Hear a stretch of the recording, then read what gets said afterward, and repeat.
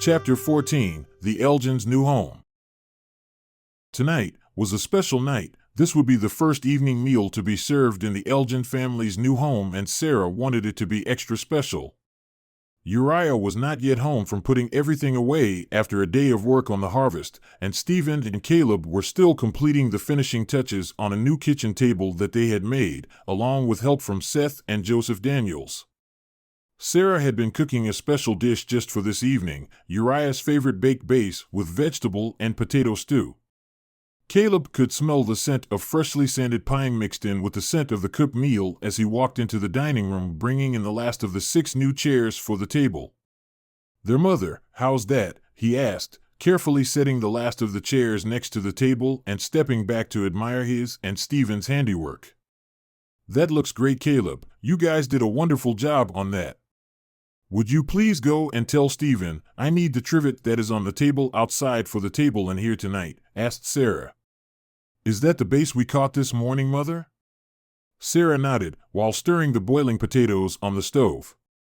It had been several years since Sarah had the luxury of cooking on an indoor stove. It felt odd in a way, but in a good way, she thought. She would have to find a special way of thanking Uriah for helping to make this possible. The house alone took a lot of extra time and labor on the part of the boys and Uriah, but the efforts that he went to secure a wood-burning stove from Michael Williams before the beginning of fall set it had to be enormous. "That's okay. Gina helped me sew something special just for tonight," she remembered. After all, their 20th wedding anniversary was coming up soon, and she wanted to have something ready to celebrate the special occasion. The table had been set, the candles all lit, the trivets put in place, the baked base had been placed strategically in the middle of the table, along with a huge bowl of steaming hot vegetable and potato soup, and all 6 members of the Elgin family had finally set themselves down at the table. For a few seconds there was a still silence, not a word spoken, not even from the twins, which was surprising, since they were usually babbling on and on about this time. Little Jessica was the first to break the silence. "May we eat now?" she asked. Uriah was the first to start, followed quickly by everyone else as they all broke into hearty laughter. "Yes, dear," replied Uriah. "I think that would be a wonderful idea. However, we should probably do something first, don't you think?" "A prayer," hinted Caleb. "Yes, Caleb, a prayer would be nice. Go ahead," insisted Sarah. Caleb bowed his head as the others followed in suit. An eternity seemed to pass as Caleb thought about what to say, what to be thankful for. There were so many things he couldn't think of just one, but finally something came out of his mouth. "Oh Lord, thank you for my family and thank you for the new house we have. Bless this food and bless our family in the days ahead. Amen." "Amen too," shouted little Jessica, louder than the others. "Now let's eat." Again, for a priceless moment or two, there was laughter in the room as the food was passed around and the drinks were poured. Caleb watched the scene unfold, as if it were another one of his vivid dreams that he frequently had. Perhaps this was just another one of those, he thought.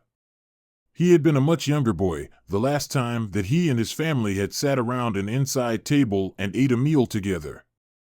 It almost seemed surreal.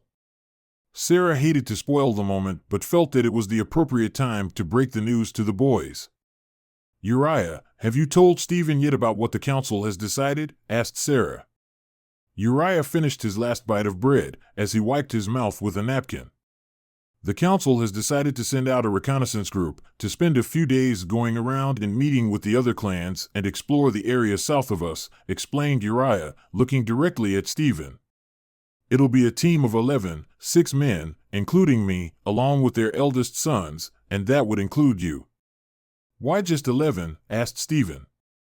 "Elijah's oldest son Nathan is only 9. The council decided he's just too young to take on a trip like this," explained Uriah.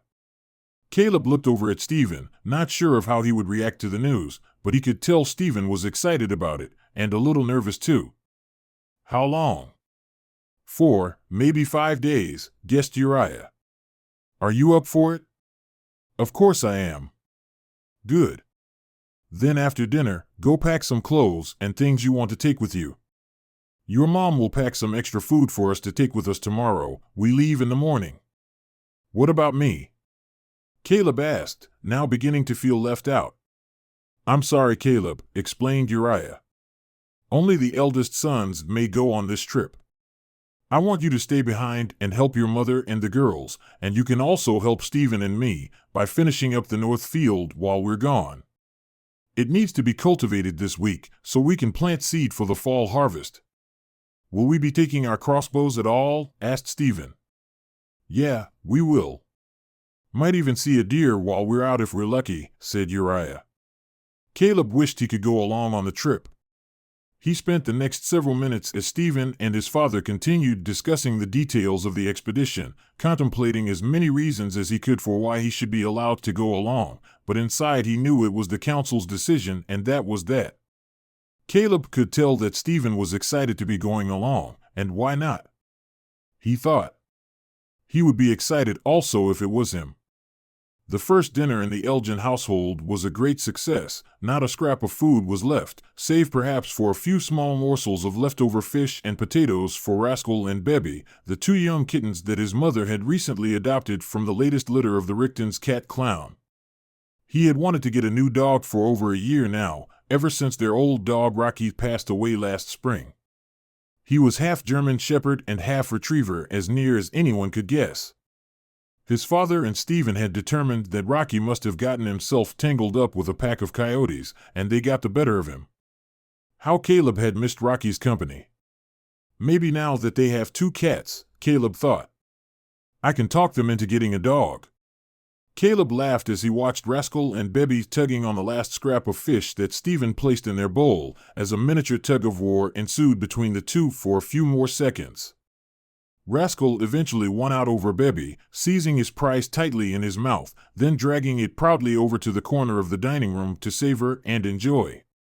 It had been a long day, and Caleb was beginning to feel tired and walked sleepily to his new room. As he walked down the hallway, he breathed in the scent of the fresh pine that now filled the house. It was a sensation that brought back memories of when he was a little boy, back on the old Elgin ranch in Texas. He wondered about all those people that had decided to stay behind, and how they were doing now. In his mind, he pictured the faces of family and friends that he could still remember. There was his Uncle Charles and his Aunt Vivian, and his cousins, Nicholas and Elizabeth, along with many of the older aunts and uncles, who decided to stay behind, as they all decided the trip would be just too hard on them.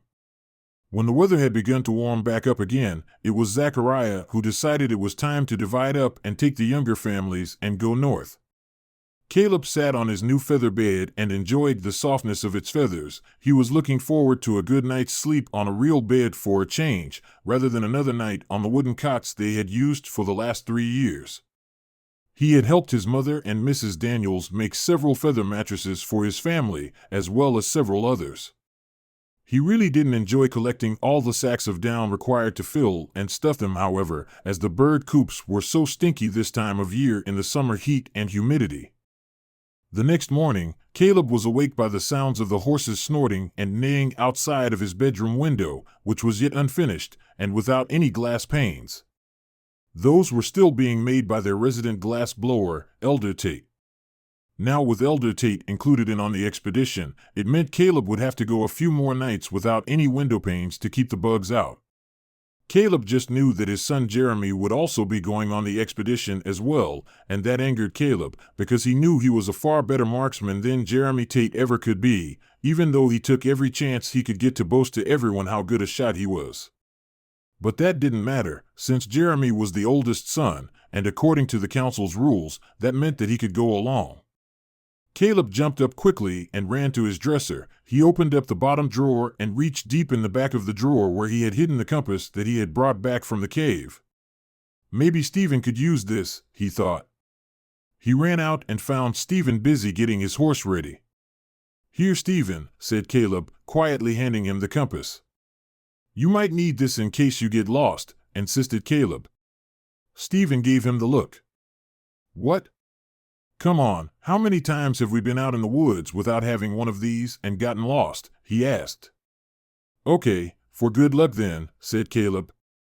Stephen nodded his head and took the compass in his hand. He looked it over carefully. Is this the one you took from the cave? How'd you know? Stephen smiled slightly, shaking his head, and continued readying his horse. You just make sure that stuff is kept put away, so nobody finds it, like Mom. Stephen reminded him. I will. Where are you guys going? Caleb asked. Stephen looked at Caleb as if he wasn't exactly sure. We're heading out to the west of here, at least that's what I've heard, but first, we're heading up to the Argus camp up north of here. Dad said they live on the outskirts of the old city of Manassas, which is a few miles northwest of here, guessed Stephen. Caleb froze. The name of that city sounded familiar for some reason, and then it suddenly dawned on him he had dreamt about it several weeks ago. Manassas? Caleb asked. Yeah, I think that's what Dad said. Caleb was never one to worry about things, but there was just a feeling he had, something that nagged at him. Promise me you'll be careful, Stephen, insisted Caleb, with a more serious tone than usual. We will, answered Stephen, who was making some last-minute adjustments to his saddle, apparently missing Caleb's concern. I mean it, insisted Caleb.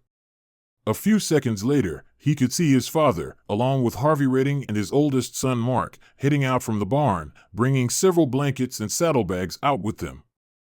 Hey Caleb, let me guess, you came out to see us off this morning, shouted Mark Redding, throwing his saddlebag over the back of his horse.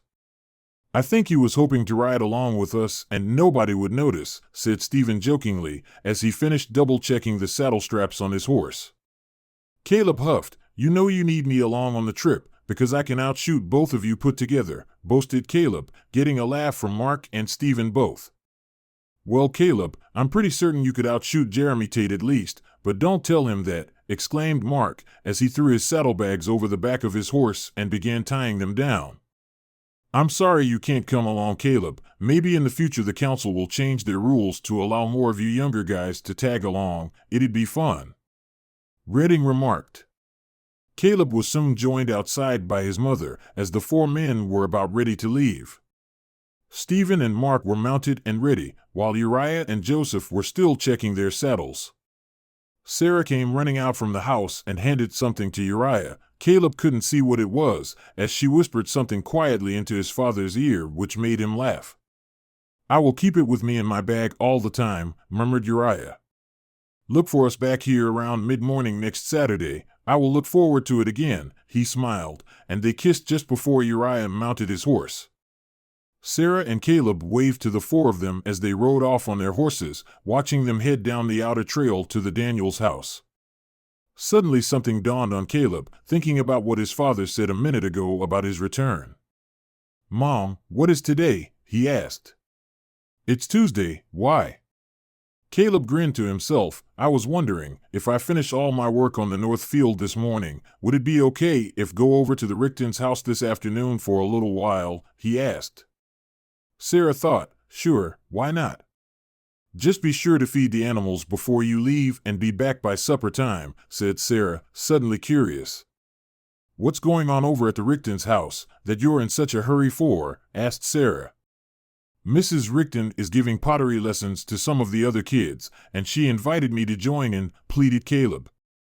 Sarah smiled and patted Caleb's shoulder. Sound like fun. Just remember, finish your chores first, and be back by supper time. Caleb nodded and quickly ran off to get started on his work. You have been listening to Caleb Elgin, The Rise of the Clans, by David E. Farmer. Also available on Amazon Kindle. More chapters coming soon. Thank you for listening. Have a great day. Bye-bye.